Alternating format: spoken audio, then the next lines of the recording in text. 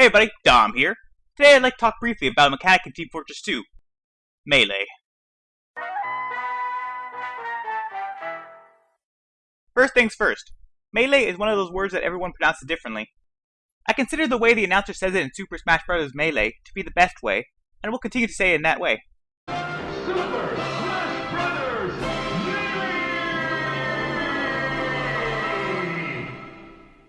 Alright, with that out of the way, let's move on. Hitting players with a melee weapon in Team Fortress 2 can be unreliable. Sometimes it sounds and looks like a hit should have made contact, but didn't. Sometimes a spy will backstab you while still in your field of view. There are reasons behind why melee hits act so seemingly unpredictable. Under the surface, there are actually a lot of mechanics at play when a player tries to hit someone with a melee weapon. On a mechanical level, when a player has a melee weapon active and they click to use the weapon, an invisible short-range bullet is sent out. It travels from their camera directly down their crosshair. There is a 0.25 second delay between when the action starts and when the actual bullet is sent out. Presumably this delay exists to simulate the action of winding up a weapon in hand before moving it towards the target. The Spies' knives break this rule. They fire the bullet instantly when the button is pressed to use the weapons. Despite being classified as hit scan, like the minigun or shotgun, melee doesn't use hitboxes. Along with some projectiles, instead, melee uses the player's collision hull. The collision hull is used to determine the space the player occupies in the world, where they can fit, how far they can move before being stopped by colliding with another player, etc. It's an invisible rectangle around the entire player. It's the same size for every class and doesn't rotate with the player. It only ever changes when the player crouches. Look at this diagram. The squares represent players from the top view. The lines are melee hits coming from the blue squares. In the first situation, the two players' collision hulls are diagonal one another. In the second, they are next to each other. In the first situation, only one of the three hits actually makes contact. In the second situation, all three make contact.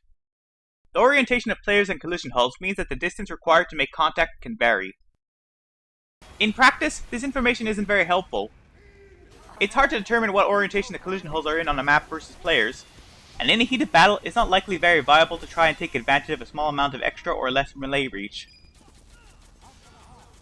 Hit scan weapons determine whether or not an attack hits based on the attacker's game state, not the server's. When it comes to fighting one-on-one in melee combat, avoid backpedaling. In a perfect situation where two players are moving in one direction, the aggressor will have the advantage. Look at this diagram. Every player is microscopically ahead of where they appear. There's lag compensation, so when it comes to regular combat, it doesn't matter because hitting where they appear to be will deal the damage regardless. In this specific situation, the left player, the red aggressor, sees the right player, the blue backpedaler, slightly behind. Because of this, he's in melee range. From the backpedaler's perspective, the red player is slightly behind, making him out of melee range. The aggressor can continuously hit the backpedaler, but the backpedaler is out of range and can't hit back.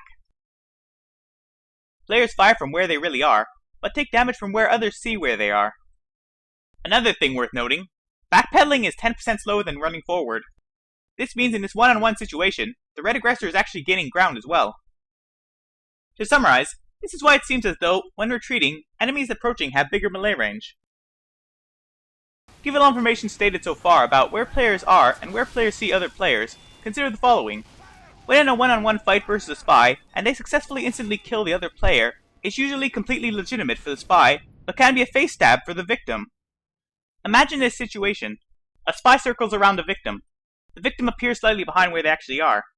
They turn to look at the spy, but by the spy's perspective, they haven't turned yet. The spy gets in range of the victim's back, the spy fires, and lands a backstab. Meanwhile, by the victim's perspective, they were looking direct at the spy the entire time as they turned around with him.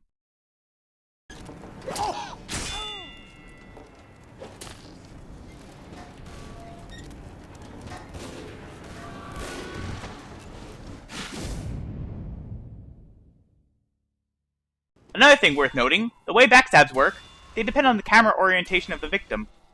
The camera orientation of the victim can be difficult to tell because the only information given is the orientation of the victim's player model. The classes leaning slightly left or right in some of their jumping, running, or standing animations can throw off a spy player's perspective of where their actual back is. As an example, this is where the actual back is versus where it looks like it should be. Teammates can sometimes block melee hits. When a teammate stands in front of or inside another teammate, bomb chicka wah wah, they can actually block damage from reaching enemies.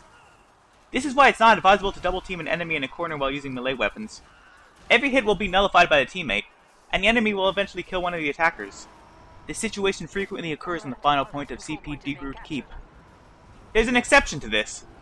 Melee hits from the engineer's wrenches prioritize hitting buildings over teammates. All melee weapons share the same reach, other than a few of the Demomans and the soldier's disciplinary action. They have increased range. The disciplinary action actually has a hidden 70% increased range stat on it, making it the melee weapon with the greatest reach at the time of recording this. One reason why this weapon has such a huge reach is because it has hit teammates. Teammates aren't prioritized by Team Fortress 2's lag compensation and hit registration code, since they usually never have to be hit. As a side note, the disciplinary action has so much reach, it can actually somehow hit enemies directly behind the soldier. The last thing to note about melee weapons is that they have an inherent high critical hit chance. They have a 15 to 60% chance to critically hit, versus the 2 to 12% chance most other weapons have. A player's critical hit chance increases by dealing damage, hitting maximum once 800 damage is dealt within the span of 20 seconds.